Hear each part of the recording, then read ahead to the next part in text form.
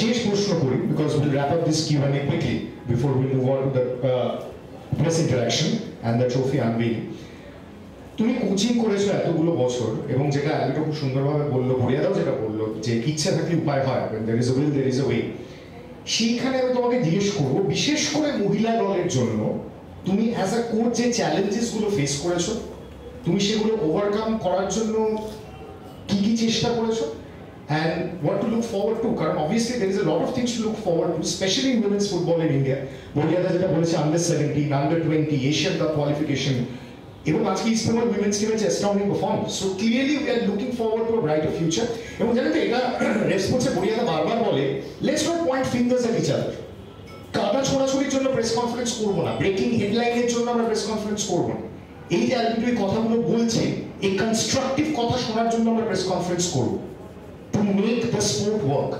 তো এই প্রশ্নটাই আমি তোমাকে করি, যে difficulties specially when it comes to women's football and the ways to overcome them. Okay, difficulties বলতে যখন আমরা খেলেছি, শুরু করেছি, there was lot of difficulties, বাড়ি থেকে পালিয়ে এসে খেলতে হয়েছে। তো এটা একটা একদম মানে ভাবতেই পারে না যে বাড়ির মেয়েরা গিয়ে ফুটবল খেলবে। তো আমি আমার পাঁচিল টপকে দিয়ে আমার জীবন শুরু করেছি। বাবা খুঁজে পেতে দেখে, বাবা কালীঘাট মাঠে 4 দিন বাদে গিয়ে দেখছে যে মেয়ে ওখানে ফুটবল খেলছে, তো ওখান থেকে নিয়েই চলে গেলে ভালো হতো। যাই হোক, আমার সুশীল ভট্টাচার্য কোচ বাঁচিয়েছে। তো পরবর্তীকালে যেমন কোশ্চেনটা ছিল যে কোচিং এ এসে, তো যে ডিফিকাল্টিজ আমরা ফেস করেছি, তখন আমার মনে হয়েছে যে প্রথম মেয়েদের অভাব, এত মেয়েরা খেলবে কোত্থেকে। তো ওই জন্য বলেছিলাম, আমরা স্টার্ট করেছিলাম যে বিভিন্ন জায়গায় আমরা শো ম্যাচ খেলতাম টু কালেক্ট দ্য গার্লস, কেন আমরাই তো সব নয়, তো আমার নেক্সট জেনারেশনকে আনতে হবে। তো তখন আমরা বিভিন্ন জায়গায় শো ম্যাচ খেলে বেড়াতাম, এবং হয়তো শো ম্যাচ থেকে একজন দুজন মেয়ে এসে বলে আমার বাচ্চারাই খেলবে, কিভাবে খেলানো যায়। তখন আমাদের না একাডেমি, না থাকার ব্যবস্থা। তো আমি শান্তি মল্লিক স্পেশালি ভীষণভাবে দায়িত্ব নিয়েছিলাম যে তারা আমাদের বাড়িতে এসে থাকবে, খেলবে, চলে যাবে। তো এটা মানে অ্যাকসেপ্টেড, যারা আসতো তাদের আমরা সুযোগ করে দিয়েছিলাম যে কম করে বাবা ভাতি সিদ্ধ ভাতটা করে খাওয়াতে পারবে, এটুকু অবস্থার মধ্যে রয়েছে, তাদের এনে আমরা রেখে রেখে খেলেছি। তখনই আমার একটা মনে একটা চিন্তাধারা ছিল, সবসময় একটা ওভার থিঙ্কিং বলা যায় যে আমি তখন ভাবলাম যে গ্রামের এত ফসল আসছে, আমরা কলকাতাতে খাই সেটা, তো আমার মনে হয় সমস্ত গ্রামে ফসল পড়ে আছে যেখানে আমাদের যেতে হবে।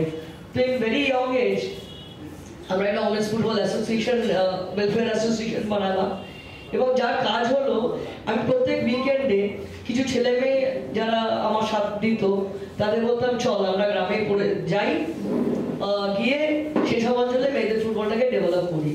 তো এমনি ফ্রাইডে চলে যেতাম, স্যাটারডে সানডে থাকতাম, ওখানে কোচিং করতাম, চলে আসতাম। এই করতে করতে দেখা গেল পরবর্তীকালে যে একটা বিরাট ব্যাপ্তি ঘটলো, প্রচুর মেয়েরা আসতে শুরু করলো, কারণ কে যাচ্ছে কোতলা দিয়ে ওখানে যাচ্ছে। আমার হয়তো প্রত্যেকটা রিচ করা সম্ভব ছিল না, কিন্তু যেতাম, দুদিন থাকতাম, তারপর আমাদের কোচেসরা কাজ করতো। তাতে হচ্ছে প্রচুর মেয়েদের, যেটা আমি চ্যালেঞ্জ ফেস করেছি, প্রচুর মেয়েরা আস্তে আস্তে উঠে আসতে লাগলো। গ্রাসরুটটা খুব ইম্পর্টেন্ট। নেক্সট হচ্ছে যে কোচিং করে এটুকু অ্যাজ এ কোচ এডুকেটর এটা আমরা বুঝি যে গ্রাসরুট যতদিন ডেভেলপ না হবে ততদিন কিন্তু আমরা এগোতে পারবো না। তো আমরা একটা ভাগ করি, আমরা যখন বলি যে গ্রাসরুট লেভেল থেকে আমরা ইউথ, ন্যাশনাল, আইএসএল, দেন ন্যাশনাল লেভেলে যাই। তো আমরা আমাদের চিন্তাধারা এখানে যদি আমরা 50,000 ছেলে মেয়েও নিয়ে যদি আমরা কাজ করি, এটা ভারতবর্ষের চিন্তাধারা, তারা পরের স্টেজ যদি 5% যায়, তারা ইউথ লেভেলে গেল, তারপরে একটা আইএসএল এ, তারপর 50% আমরা 50টা ছেলে মেয়ে আমরা ইন্ডিয়ান লেভেলে দিতে পারি। তো সেই ক্ষেত্রে যদি আমরা যদি ব্রাজিলকে তুলনা করি, 5 লাখ দিয়ে শুরু করে এবং 500-র উপরে সাপ্লাই দেয়, তো এটা হচ্ছে পুল অফ প্লেয়ার্সের। কিন্তু মেয়েদের ক্ষেত্রে এখন প্রচুর মেয়ে আসছে, সেই ক্ষেত্রে মেয়েদের কোচিং করানো সবচেয়ে সোজা, কারণ মেয়েরা ভীষণ বাধ্য। যেটা অসুবিধা আমাদের মেয়েদের ক্ষেত্রে হয়েছে, আজকে থ্যাঙ্কস এতগুলো স্পন্সররা এসছে, আমি আমার জীবন দশায় ভাবতে পারিনি এত মেয়ে স্পন্সর আজকে এখানে বিল করবে। Fabulous job, Buriada. Well done.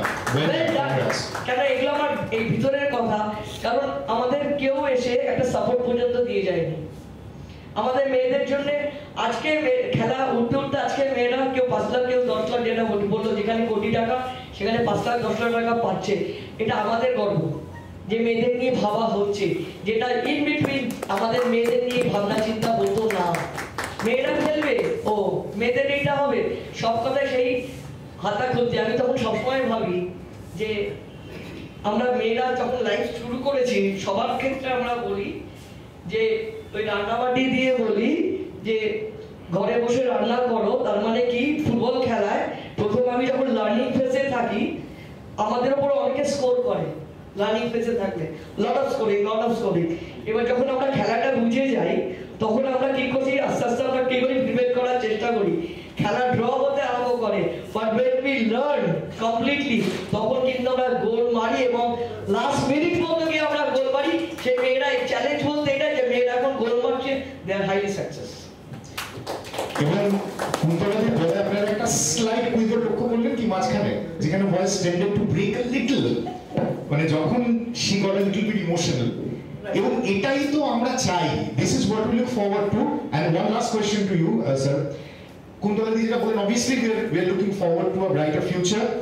এবং ইস্ট বেঙ্গল উইমেন্স টিমের সাকসেস ধরেই যদি বলি, ইজ ইট হাই টাইম, ভুরিয়াদাও যেটা বারবার বললো, the other clubs start investing heavily in women's football?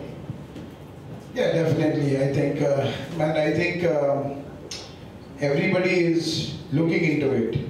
Today, if East Bengal is building up a good squad, on the other side, you see Srimuvi is also one of the competitors who are trying to build up a very good squad. So it's a competitive zone. So একটা টাইমে হয়তো একটা team ভালো team করলে সবাই হয়তো আগে থেকে বলতো কি ইস্ট বেঙ্গল কিংবা যে কোনো দল চ্যাম্পিয়ন হয়ে যাবে, looking at the squad that they have. But now it looks like all the teams are doing well, and the sponsors are coming in, the teams are building well. It's not just about East Bengal or Srimuvi. I'm sure this year there might be a lot of other teams, because the reason would be is that the women's team has qualified for the Asian Cup, the under-17s, under-20s, so there are players. আগে যেমন হতো একটা দুটো ভালো প্লেয়ারকে একটা team নিয়ে নিলে তাহলে অন্য টিম তো খুব বেশি প্লেয়ার পেয়ে যেত না। তো I think nowadays whether it's Sangeeta Basford কিংবা তার সাথে সুরঞ্জনা নাকে একটা মেয়ে আছে who is under 22 or someone কিংবা under 20 বোধহয়, so there is no big comparison between them. যে কাউকে অপোনেন্টে দিলে I think they can compete against each other, so that is a competition.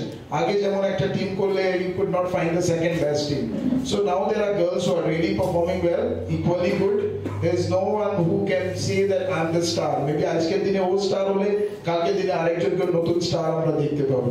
And if Buriada for this tournament can get in so many sponsors, I'm sure that there will be so many teams who can build up a good squad. And I think Buriada has really worked hard for it.